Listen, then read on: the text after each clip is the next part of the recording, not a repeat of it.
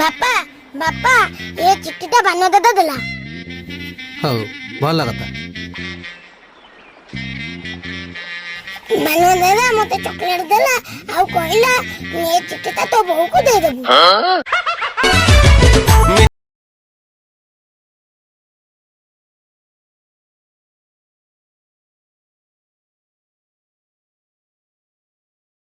ସ୍ନେହର ବେଙ୍ଗ ନୂଆ ବୋଉ, ମୁଁ ବାନୁଆ କହୁଛି। ବହୁତ ଦିନ ଆଗରୁ ତମକୁ କିଛି କଥା କହିବି ବୋଲି ଭାବୁଛି, ହେଲେ କହିପାରୁନଥିଲି। ଆଜି ଟିକେ ମାଲ ମାରିକି ସାହସ ଜୁଟେଇଛି। ମୁଁ ତୁମକୁ ବହୁତ ଦିନ ଆଗରୁ ମନେ ମନେ ଭଲ ପାଉଛି। I really love you. ତମେ ତ ସବୁ ପଢିର କାଳିଆ ପିଛା, ମୁଁ ଏବେ କଣ କରିବି? ତୁ ଯଦି ଏକଥା ଶୁଣି ଚୁପ୍ ହେଇ ରହିଯାଉ, ସେ ତ ମାଇକିନାକୁ ନେଇ ଫେରାର ହେଇଯିବ।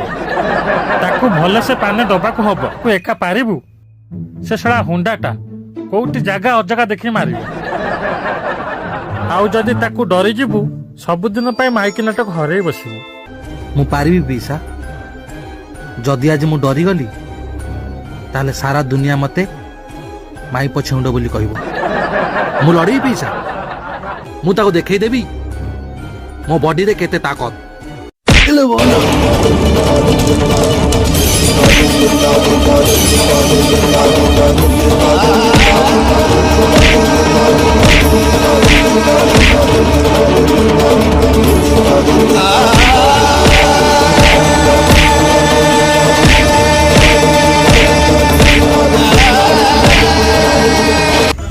हरामजादा, तू मते चिट्ठी देखौछु चिट्ठी? तू कौन तो बोपा कौन तो 14 पुरुष भी मोर बाल भी मौका करि पारिबनी। तू कौन भाबिथलु ये गांव वाला का आगे मते मारिबू?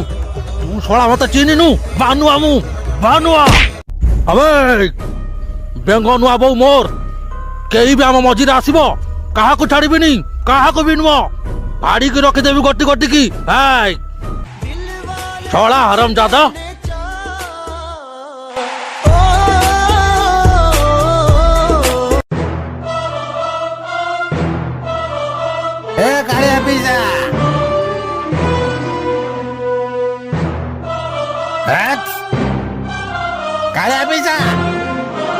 ଏମିତି ଭିଡି ଖାଉଛି, ମାରିବ ନା କଣ? ପଇସା ତମ କଥାରେ ପଡିକି ମୋ ବାନୁଆକୁ ମାରିବାକୁ ଯାଇଥିଲି, କିନ୍ତୁ ଗାଁ ବାଲା ଆଗରେ ସେ ମତେ ମୋ ବେକୁକି ଏମିତି ଏମିତି ନଇକି ପଛ ପଟୁ କାଚି ଦେଇଗଲା।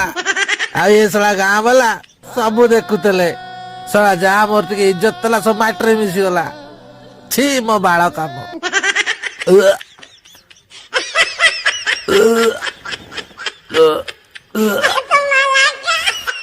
ଦାଦା ତାଙ୍କର କିଛି କରନ୍ତୁ ଦାଦା, ଏମିତି କାହିଁ ହଉଛନ୍ତି? ସେଠି ତ ବହେ ମାଡ ଖାଇକି ଆଇଲା, ପାଡିଆକୁ ବଳ ନାହିଁ, ଏଠି ଆସି ଷଣ୍ଢ ଦେଖେଇ ହଉଛି। ତୁ ତାକୁ ଛାଡି ଦେଇ ଯା। ଏ ଶୀତ ଯୋଉ ଭଳିଆ ହଉଛି, ନିଶା ଆପେ ଆପେ ଖସିଯିବ।